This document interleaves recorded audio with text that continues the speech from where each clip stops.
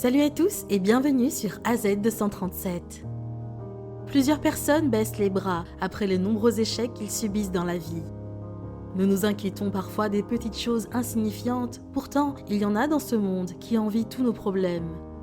Nous oublions souvent que sur Terre, il y a des personnes atteintes de maladies très rares et incurables. Cependant, beaucoup d'entre elles continuent à positiver et essaient de mener une vie normale, quoi qu'il arrive. L'une de ces maladies est la progéria. Les personnes qui en souffrent se transforment en vieillards de manière accélérée. L'histoire d'aujourd'hui est celle d'un garçon nommé Zaid Hussein, né en 2012 et qui est atteint de cette maladie. Il vit avec ses parents au Bangladesh, mais ceux-ci sont pourtant en parfaite santé.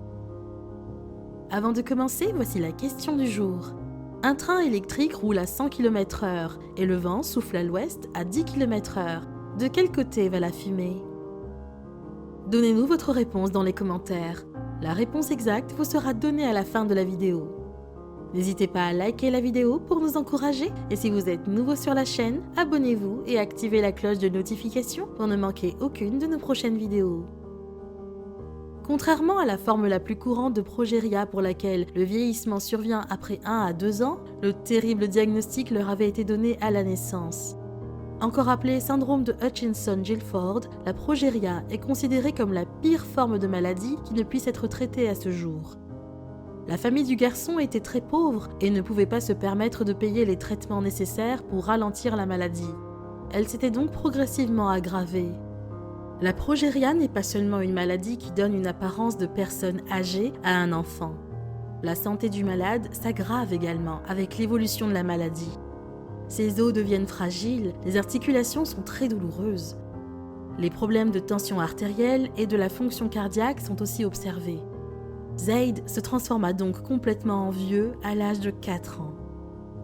Le visage du garçon commença à être très enflé, ses joues s'affaissaient et sa peau devint flasque. À cet âge, il commença à perdre ses dents.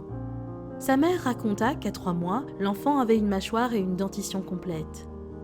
Selon les normes génétiques, l'enfant avait un âge physique d'environ 85 ans, bien que son âge biologique fût de 7 ans.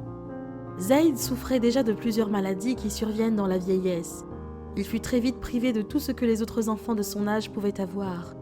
Certains enfants réagissaient étrangement lorsqu'ils le voyaient près de son siège dans la rue. Dans la plupart des cas, c'était son apparence qui leur faisait peur. Mais malgré toutes ces difficultés, il n'y avait pas une atmosphère de désespoir ou de tristesse dans leur maison. Ses parents l'aimaient beaucoup et de toutes les manières possibles. Ils l'aidaient à vivre pleinement sa vie.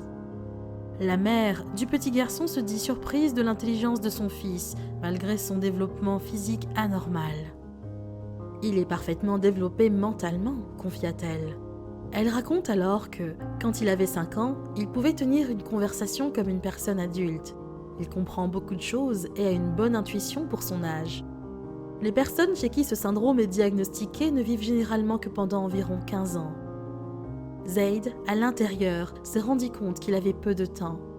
Il décida de ne pas le gaspiller. Il ne va pas à l'école, mais il aime jouer au ballon et s'amuser avec ses jouets. Son passe-temps préféré est de regarder des photos des lieux et de pays qu'il ne pourra malheureusement jamais visiter.